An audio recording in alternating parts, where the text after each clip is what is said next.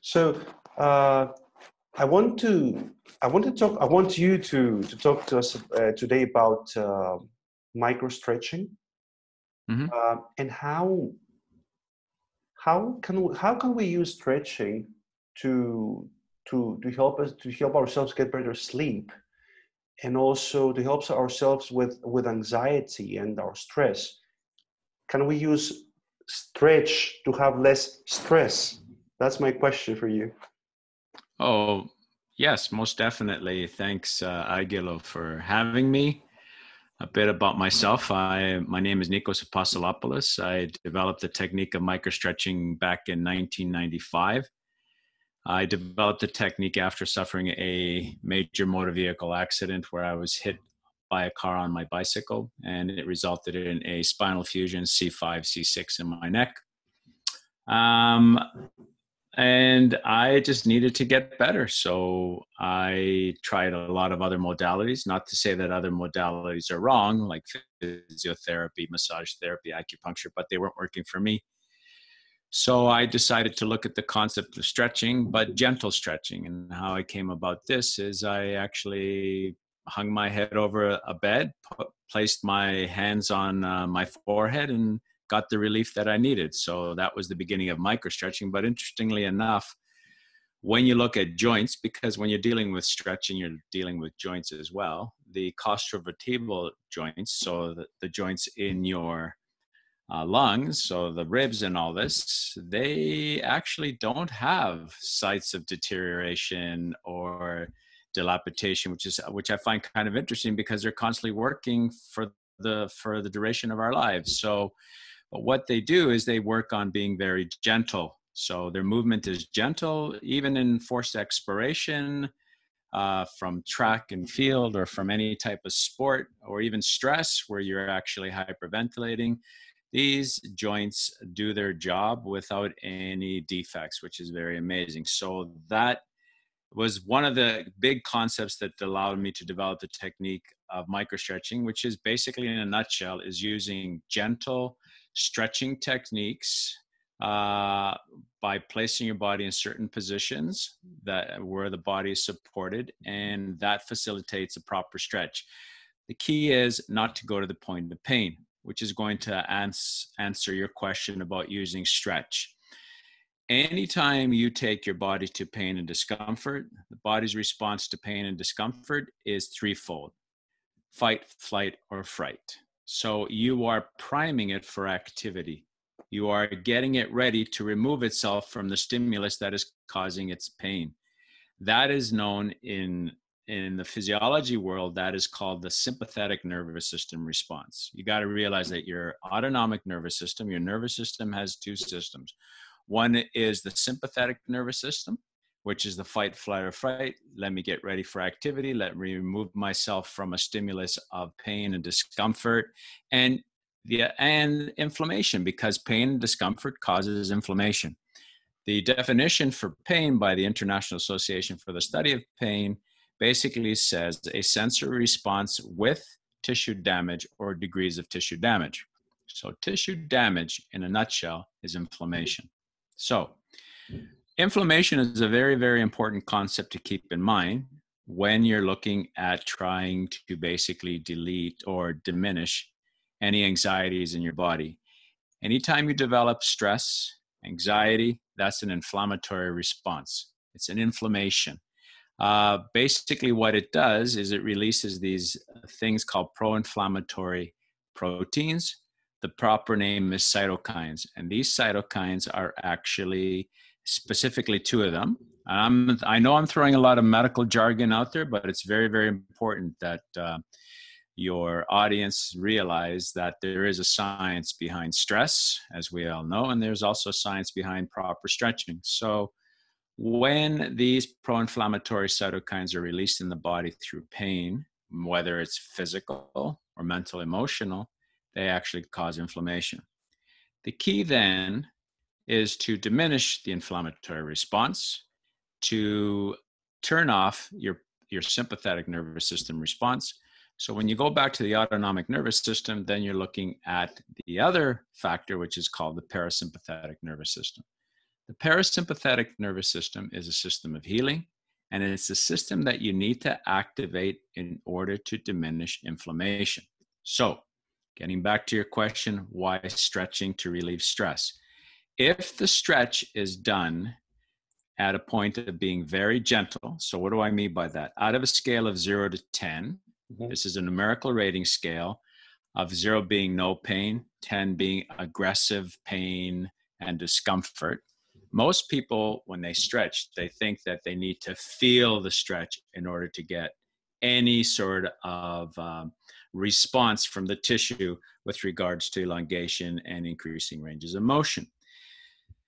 You got to realize that what I have done is I've taken that concept of stretching and redefined it and repurposed it from the point of view of recovery and regeneration for the body.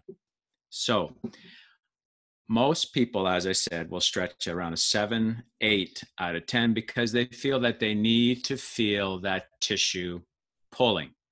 That aggressive stretch is an inflammatory response. And my research that I did for my PhD was the first to look at pro-inflammatory biomarkers, interleukin-1, 6, tumor necrosis factor alpha, and high sensitivity C-reactive protein. These are inflammatory markers, stretching and human subjects. It's never been done before. And what we showed conclusively is that if a person stretches around a 7 or 8 or higher on this numerical rating scale of 0 to 10, they actually cause inflammation. They cause tissue damage. So pain is an inflammatory response. So if you're causing inflammation, how is it going to help you diminish anxiety? If you are constantly having to deal with the concept of pain in the back of your head and causing inflammation. So my patients are taught to stretch around a 3 or 4 out of 10. So basically, what does that mean? It's like putting your hand in lukewarm water. The stretch has to be very, very gentle. Nice, gentle, easy pull. That does not cause inflammation. In fact, when I stretch and when my patients stretch too, and they stretch at this level, they actually become more relaxed. The key is, in order to relax your body, you have to remove the sympathetic nervous system. So stretching and removing stress is very, very important with regards to helping the tissues recover, regenerate, and more importantly, relaxing your neural system. When you are stressed, your neural system is in hyperactive mode. And that becomes an issue. When you are trying to get to sleep and your neural system is hyperactive, that means your brain waves, you got to realize that your brain consists of 5 waves. They are thus gamma, beta, alpha, theta, delta. Okay, now gamma, which is around 30 to 38 hertz per second or cycles per second, is very hyperactive, always on, very hyper, you're, like almost like a manic phase. Now, when we go to beta, which is the next brainwave, that is basically a slower frequency. So about 20 to 24 hertz or even less than that. This is consciousness. This is what we're doing right now. Angelos and I are in beta mode. So we're in conscious mode. And then following that is alpha. Alpha is the meditative stimulus of the brain wave. So most people that start meditation, they actually seek to get into alpha. And alpha is around 8 to 12 hertz per second. This is when you close your eyes. You got to realize, so as soon as you close your eyes, for some unknown reason, it starts stimulating your brain waves for alpha. Alpha is the brain wave that you need in order to start meditation. And then we go theta delta. So theta is about between 4 to 8 hertz. That's a deeper, a slower frequency. And delta, which is the last of the brainwaves is the slowest frequency, less than 4 hertz. However, it is the one, and this is the key to proper stretching. This is the key to diminishing inflammation and anxiety, is you want to get your body to delta. And how you do that, and this is why microstretching from a recovery regeneration point of view is done prior to sleep as well. This type of stretching is not for increasing ranges of motion, even though that is a natural byproduct of the technique itself. More importantly, it's for recovery regeneration of the tissue, whether it be the muscle tissue and whether it be the neural tissue. So all my patients, including myself, stretch before we go to bed. Why? Because sleep is the ultimate recovery regeneration tool. If you are sleep deprived, if you have a lot of stress in your life, you are going to affect your sleep. But the key to proper sleep is the 90 minutes to 2 hours. Why? Because that's the only time in the cycle of sleep. So let's say on a regular 8-hour cycle, delta, which is the deepest of the brain waves, is only stimulated within the first 90 minutes to 2 hours. So in order for you to get proper sleep, you have to basically prep yourself for proper sleep. Don't think that, unless you're totally exhausted, that I'm going to fall asleep. Some people will fall asleep quickly, but right now with all this COVID pandemic, and, there's a lot of other stressors as well. It's not just the fact that we're stuck in the house. A lot of other stressors, financial stressors, relationship stressors, children stressors, X, Y, and Z. You have to basically sit down and now realize that you need to create a routine in your life to be able to prep yourself for deep sleep. If you don't do that, yeah, you will get that sleep, but you won't get that restful sleep where you wake up the next morning ready for the challenges that the day is going to bring. So microstretching is done before sleep, mainly because we want to stimulate the delta brainwaves, which is very, very important. Okay. So Nico, can you teach us then, how do we prepare ourselves for deep sleep? That would actually involve me, and I think what we should do, which is more important because I'm not set up right now for it, would be to actually get together again and actually show a stretch routine, which is very, very important. Because I was going to ask you right now, so if I do a stretch like this, for example, right? How do I make sure that I am between that 3 or 4, 30 or 40%? First and foremost, I wouldn't even consider that a stretch, because your right arm is contracting to keep it at your shoulder region in order to be able to stretch your wrist. Unfortunately, like I said, I'm waiting for my webcam. But the thing that's very, very important, and you got to keep in mind too, in order to prep yourself for proper sleep using stretching, you also have to place your body in a position where it's a relaxed state. So, what's the best way to show? This is where I don't have the setup right now because, as you can see, my camera. But I will definitely make the effort. We should get together again. The other thing too is to proper body position would involve, for instance, let's describe this. There are a lot of people who want to stretch, let's say, their calves. Now, the calf stretch that a lot of people do is the one where they're standing up against the wall and they're putting their foot up against the wall. Correct? Yeah.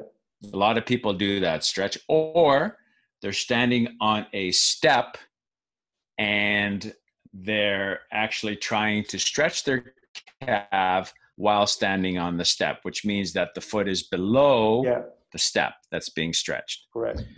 that is not considered a calf stretch. Your perception is that you are feeling the muscle being stretched, but a calf muscle is a postural muscle. So anytime you stand up, that muscle is contracting. So where's the stretch? When the muscle is contracting and is active, and then you're trying to force an active muscle to stretch, that's not a stretch, guys. If you really want to stretch your calf muscle, what you do is you sit down. As soon as you sit down, it's relaxed. So body position is very, very important. What we could do next time is I could put about 2 or 3 stretches together, which we'll demonstrate for your audience.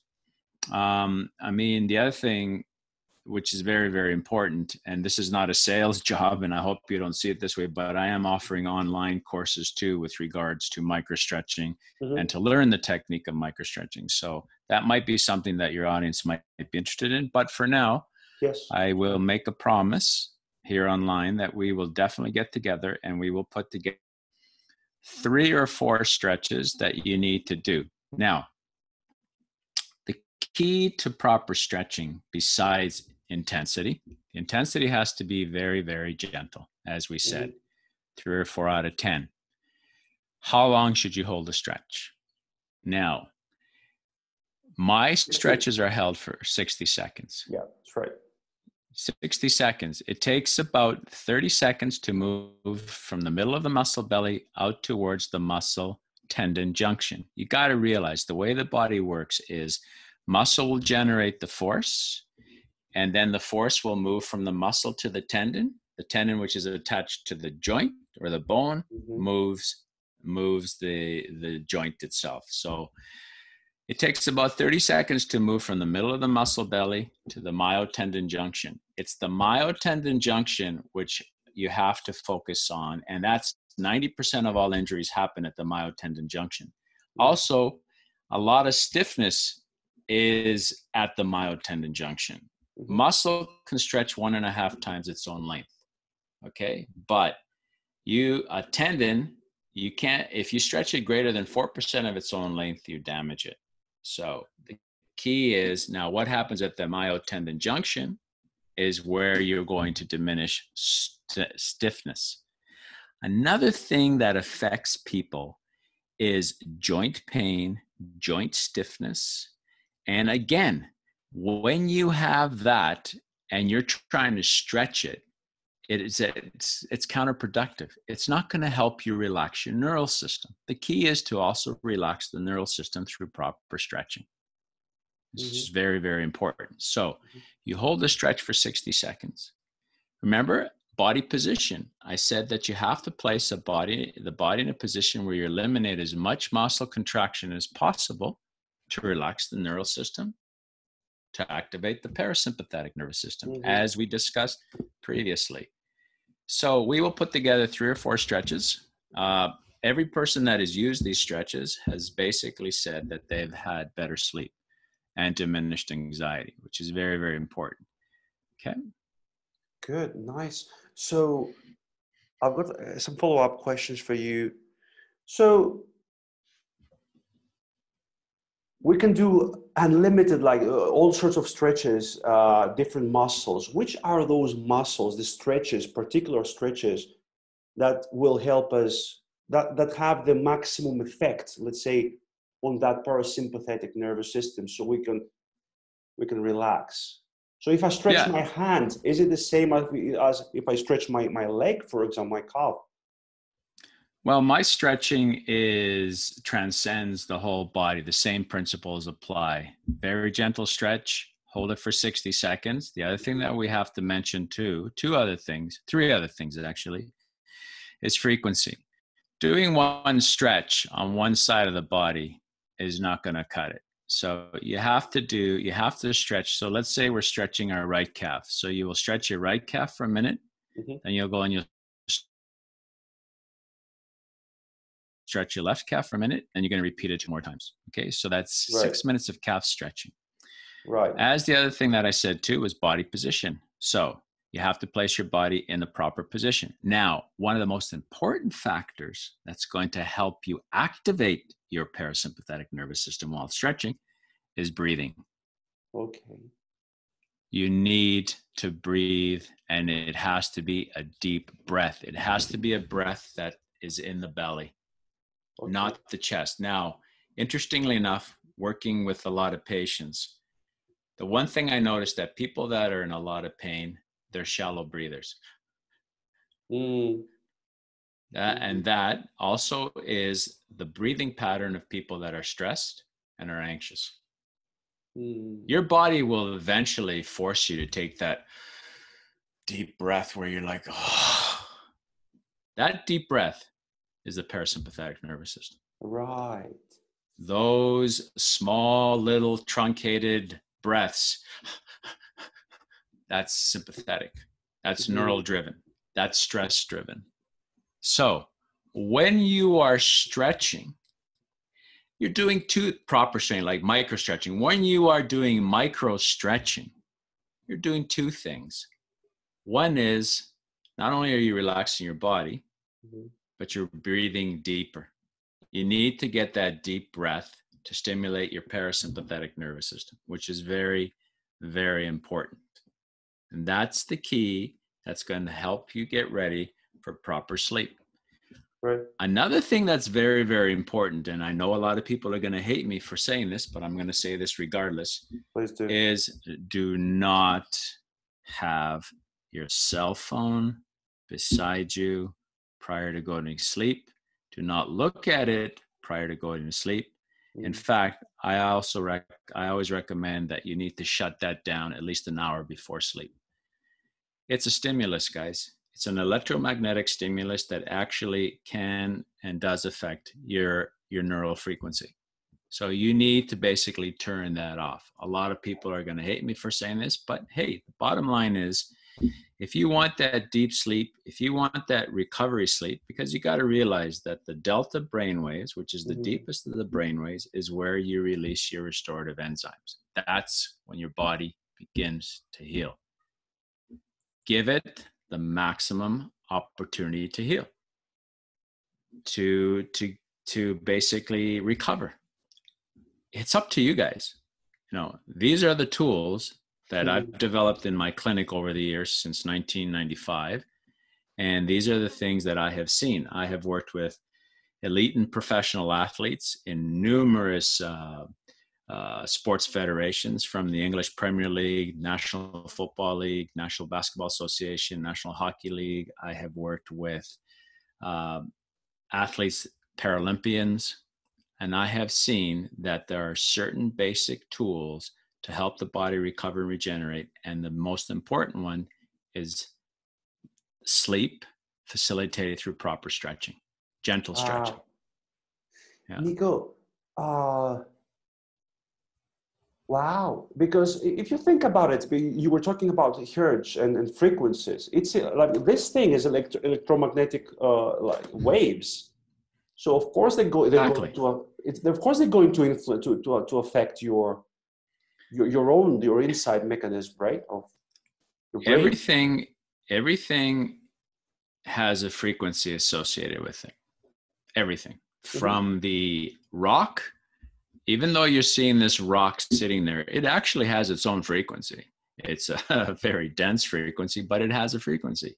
True. To the stars, they have their own frequency. This was said by Pythagoras, oh my God, thousands of years ago. Everything on Earth possesses a certain frequency. Your cells and your body possess a certain frequency. Your brainwave possesses a certain frequency.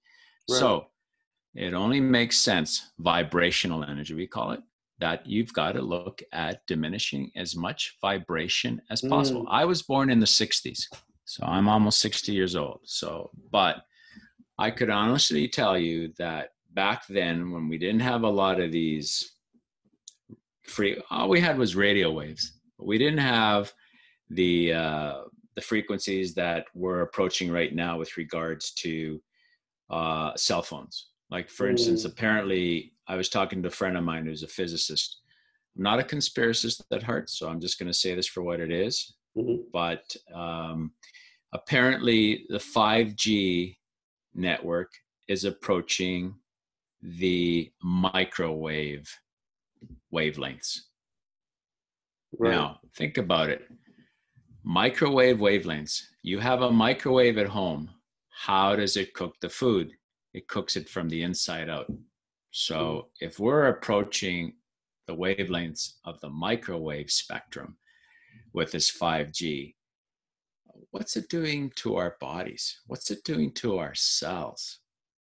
What's it doing to the aqueous fluid in our cells?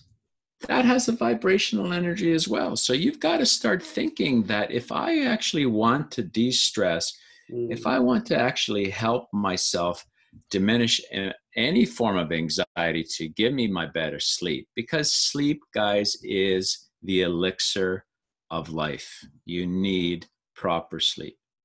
You need to prep yourself to sleep properly, especially nowadays in these times of all this electromagnetic frequency that we are being bombarded with. I would love to be able to wear a set of glasses and see how many of these frequencies, GPS, Bluetooth, are going through our bodies. Wow.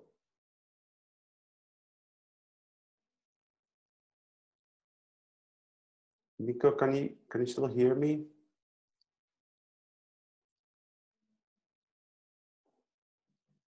Hello? Nico, are you still here? Okay, there you go. Good. Yeah, I'm here. Okay.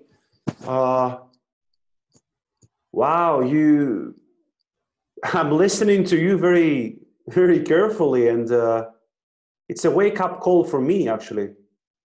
It's a wake-up call for all of us, you know. I mean, you got to realize that what started a lot of this, and it's very, very important that you got to realize that inflammation and the inflammatory system is a system that gathers information and allows our body to process that information within our environment. So if your environment is one that is actually causing you more stress, it only makes sense that you're going to start breaking down. It's a catabolic effect, Mm. which the other thing that's very, very important is how you basically deal with the stress. I mean, this is a very, very important concept because stress will always be with our lives, but it's the attitude we take with it. And I am not a guru. I will be the first to say that because I let stress get to me as much as possible. But the one thing that I tend to do a lot, and I've been doing this a lot more, is I have this internal conversation with myself as to why am I feeling that stress? Why am I reacting that way? Can I have done something differently? Because it's the questions you ask yourself are the ones that are going to give the answers to help yourself. Very important. You know what the other realization while I'm listening to you is we are bodily organisms. We have body, we have brain frequencies as all these things that you're saying. We can't look at anxiety, for example, only from we have to look at the environment as well. We have to look at these things, for example. We have to look at because all these things play a role in how we feel and how much stress we're experiencing, right? Oh, most definitely. You got to realize that your body is just, your skin is just the barrier between you and your environment. Mm-hmm. Your skull is a barrier between you and your environment. So everything, you got to realize, I mean, for instance, I've often said this, and I've said this for years. there are 7.5 billion people on this planet. I say there are 7.5 billion planets on this planet.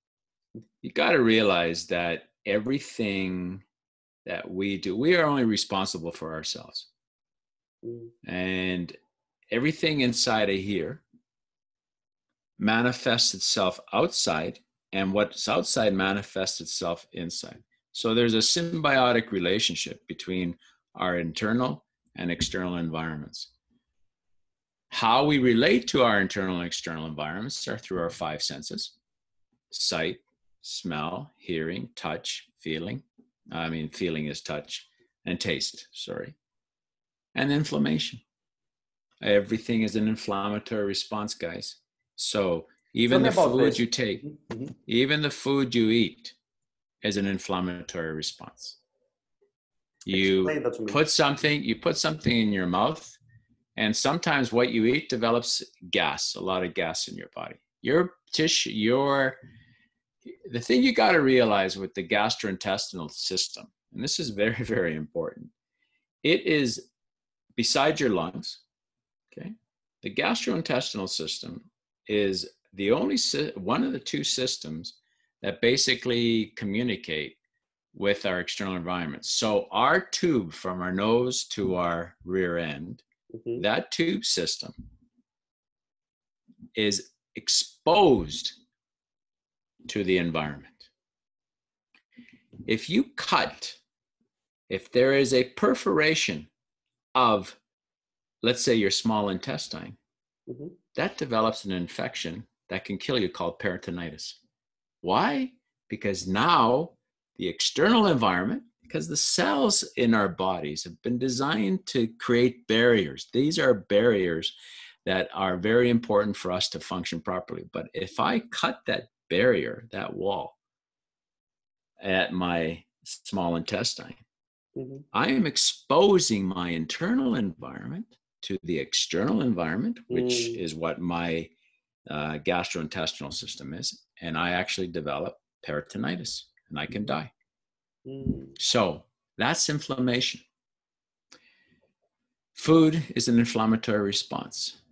Hitting and cutting yourself is an inflammatory response. Mental and emotional stress is an inflammatory response. Heart disease is an inflammatory response. Rheumatoid arthritis is an inflammatory response. Everything in our bodies communicate with the external environment and vice versa through inflammation, because this is what's processing our ability to deal with our environment. COVID-19 is an inflammatory response.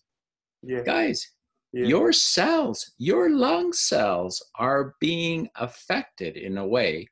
So we call this, so when this COVID-19 virus attaches to the cells in your body, what they're actually, and it's called the coronavirus because it looks like a crown. It's got little spikes. At the end of those little spikes is an S protein. It's called the S protein. That S protein is the key, and your lung cell here is the lock. So this little S protein gets into the key into the lungs, and it clicks in. So okay, so this is known as the lock and key theory. Now, what this S protein does from the coronavirus is it releases a messenger RNA. An RNA is a strand of DNA. So the DNA has 2 strands. And in order to replicate itself, it basically, the DNA breaks up, sends out an RNA, ribonucleic acid, which is a strand. Okay. And then that RNA strand gets put, the coronavirus RNA strand gets put into your cell. Now, your cell in your body is part of your body.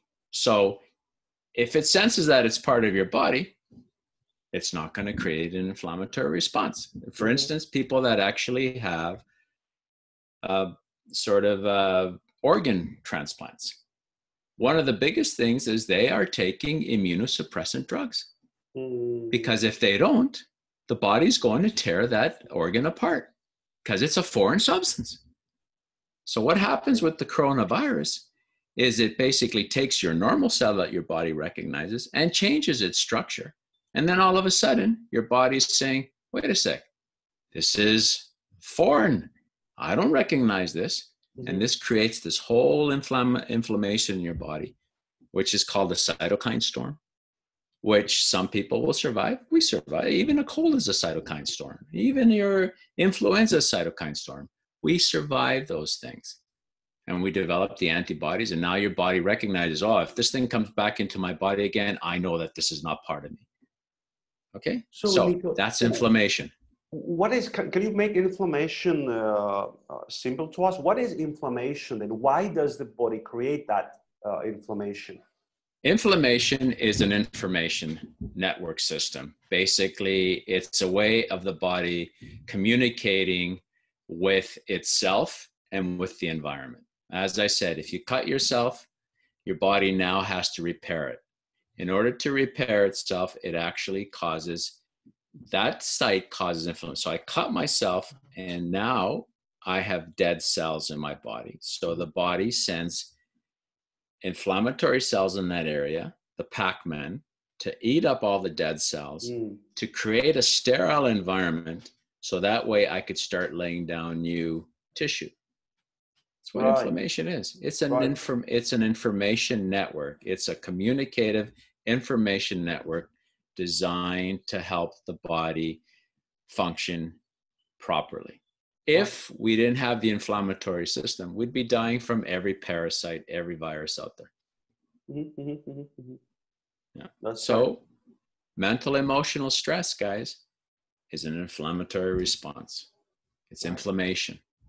You are affecting your body in such a way where the body is picking up the stressor and it has to respond to the stressor. And it only makes sense to provide the tools and means to actually help your body combat that anxiety, combat that neural stress in order for you to be able to heal and get better sleep. Sleep is the key. You look at animals that have had surgery, you look at animals that are injured, and you will see that they spend a lot of their time trying to sleep or get that sleep because that's the recuperative process of the body, which is very, very important. Right. So I want to stay on what you brought up earlier. How do you tell me specific things, tips? How can I prepare myself for better sleep? Well, one is stretching, like micro-stretching, your technique. Yes, micro-stretching, my technique, definitely. The other thing is sorry, breathing. One question. So how long do I have to spend like micro-stretching? Well, again, it depends on the amount of exercises. If I give you guys 3 exercises to do before you go to sleep, okay? Now, I focus a lot on the lower body, mainly because there's a thing, you see, the other thing you got to keep in mind with the autonomic nervous system, which is very, very important, is that, as I said earlier on, it's called the sympathetic and the parasympathetic. Another term for the sympathetic is the thoracolumbar. Okay, thorax, lumbar area. Another term for the parasympathetic is cranial, sacral. Sacral being basically your sitting bone, your sacrum area. So a lot of my stretching to help relax the body focuses on the lower body because that activates the cranial sacral. Okay, so if I give you guys 3 or 4 lower body stretches, that's going to take 24 minutes. The interesting thing is, I really want you to take those 24 minutes and really start communicating with yourself. Honestly, the other thing that's very, very important, and it has to be touched upon, is this concept of silence. I'm not talking about silence, which is basically I want to listen to a car noise. I want to listen to birds. I'm talking about true deep silence. That is your inner voice. That is what we, for some unknown reason, avoid like the plague, because we don't want to really listen to ourselves. So we spend all this time creating all this extraneous noise, televisions, cell phones, any type of thing to take us away from really getting to know ourselves. People, you have to know yourselves. And we are afraid to know ourselves. I'm talking to my mic, of course. But we are afraid to know ourselves. So when you're doing micro-stretching and you're focusing on breathing, I also want you to take the time to focus on you, to take an inventory of your day, to take an inventory of what things affected you that day, and also to take an inventory of how you're feeling. Because you have to create that communication within yourself, which is very, very important. And I mean, like I said, I'm almost 60. I've been through a lot in my life. Divorce, been there. Accidents, been there, So, but the key is you also go through a point in your life. Like for instance, some of us go through a thing called a midlife crisis. Now, you might say, hey, Nick, where are you going with this? Where I'm going with this is you guys have got to realize that you need to take the time. And this is the beauty about micro-stretching, is it gives you the time to start focusing on you. Now, let's go back to midlife crisis. Yeah, we have been taught from a long time, we've been conditioned to think from a commercial point of view, that if I get the latest, greatest, then I'm going to find happiness. If I marry this particular person that has X, Y, and Z characteristics, I'm going to find happiness. Those are short-lived. True happiness lies within yourself. And in order for you to stimulate that true happiness, you have to get to know yourself. End the story. So what is midlife crisis? Guys, midlife crisis to me is a spiritual crisis. Because now we're thinking, I'm 40, I'm 50 years old. I have basically haven't really faced my demons because, death is just around the corner. When you were young, you never thought of that. And then all of a sudden, now you're facing a question of, who are you? Who am I? That, my friends, that answer has always been there in our lives. But we tend to basically push it aside because we don't want to really know who we are. So the other thing that helps diminish anxiety and inflammation is the ability to get to know your real friend, which is that silence within yourself. That silence, guys, is powerful. It's always been there. But we have been afraid to look at it. I have been afraid to look at it. I'm not going to lie. I mean, I've gone through several midlife crises, because I am still, and I continue to try to figure out who I am. But the one thing that I've noticed through my work is, and I'm not just saying micro-stretching, you can do this through meditation. Somebody might say, hey, Nick, what about yoga? Yoga, guys, is a good form of exercise, but it's not a form of stretching, because yoga places your body in certain positions where you are generating tension in your muscles in order to keep yourself in that position to be able to do that particular pose. Correct. That to me is not proper stretching. Okay? Micro-stretching, as I said previously, is placing your body in a certain position where I am relaxing my muscles, my musculoskeletal system. I am beginning to relax my neural system. And now I can focus on properly stretching that particular part of my body that I want to stretch. So the other thing too is breathing. I know yoga does breathing as well, and that's a good thing.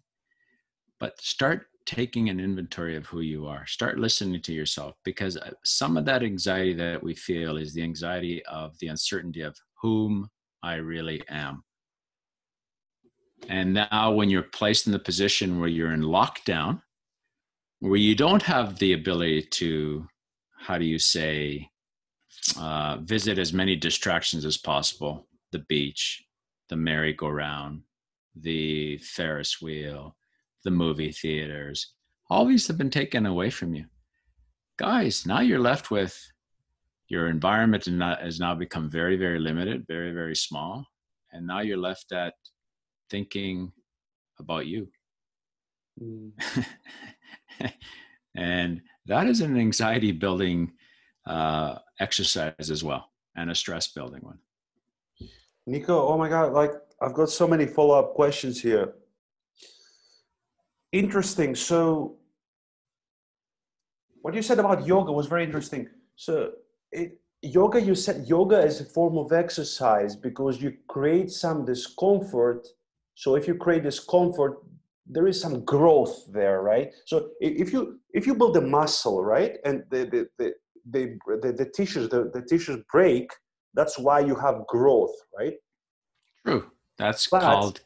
Mm-hmm. Right, but the difference, as if I am not mistaken, is that when you want to have growth, you may have that discomfort a little bit. But when you want to relax and go to bed, why would you want discomfort? You want to stretch instead, right? You want to relax. Precisely. Different kind of practice, isn't it? Precisely. Like I said, microstretching is stretching, redefined, repurposed. And the whole idea behind it is I do not want to take my body to the point of pain and discomfort. Mm-hmm. I want to destimulate my neural system. Gotcha. Why do I want to stimulate it? Right. So why do I want to create a stimulus before I go to bed? Correct. It doesn't help. Correct. Yeah. Okay, that answers my question now. It makes sense. It makes sense. You're preparing yourself mm-hmm. for rest. Why would you want to stimulate yourself? Why would you want to do cardio before you go to? Or why would you want to look at your cell phone and have that electromagnetic frequency affect your ability to sleep? Correct. The same thing. I read a book before I go to bed. A real book. And look at if you see my room back there, it's all full of books. You know, so I read a real book. Yeah. And I find that actually helps me go to sleep as well. So it's very, very important. Uh-huh. Do you read, I know it's an off topic, but do you read nonfiction or fiction? Well, what kind of books do you read? I'm a nonfiction reader. Nonfiction, right? I do a lot of... I'm with you. I do a lot of spiritual reading. I do a lot of my metaphysical, remote viewing, you name it. Mm-hmm. Anything to actually give me answers as to whom I am. The Bible. I love it. That answers questions as well, guys. Nico, that's as far as my religious preaching goes. It's a personal thing. Nico, I like that, and I like that you added that spiritual element to your micro stretching technique. Mm-hmm. In the sense that while you're doing this stretching which involves muscles and your body, bring in that variable of spirituality, of silence. This is what I like. Oh, it's the key, guys. Like, I mean, don't get me wrong. I'm a scientist at heart. I did experiments. I'm still doing experiments. You know, I'm still trying to, well, not still, I've been involved with this big project in Puerto Rico that we're trying to build the first recovery regeneration center. So it's all science-based. But, I mean, you got to realize that before there was science, episteme, there was mysticism. Mysticism, guys. It's very, very important. Science grew out of mysticism because science started asking the questions about mysticism. So Right.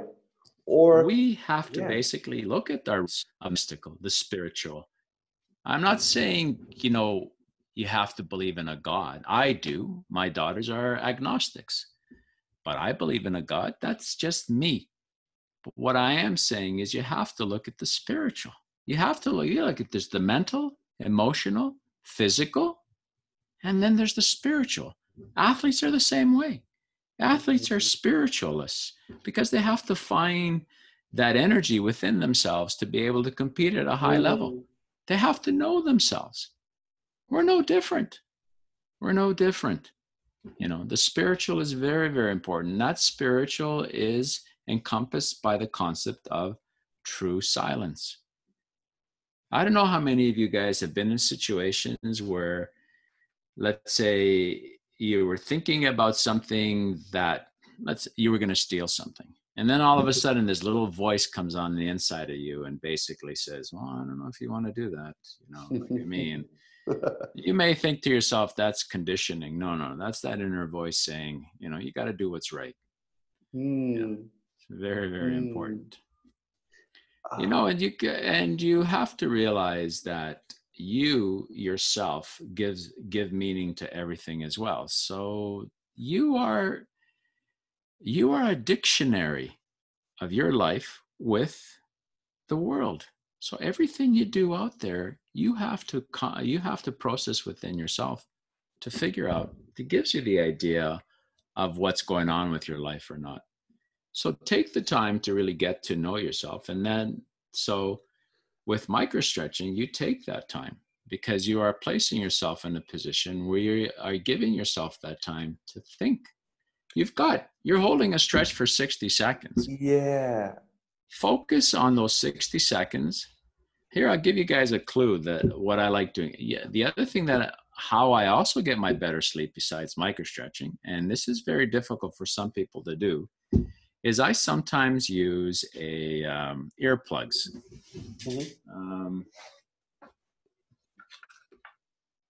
These things, earplugs. Yeah. But what I do is I put these in my ear before I go to bed. Why?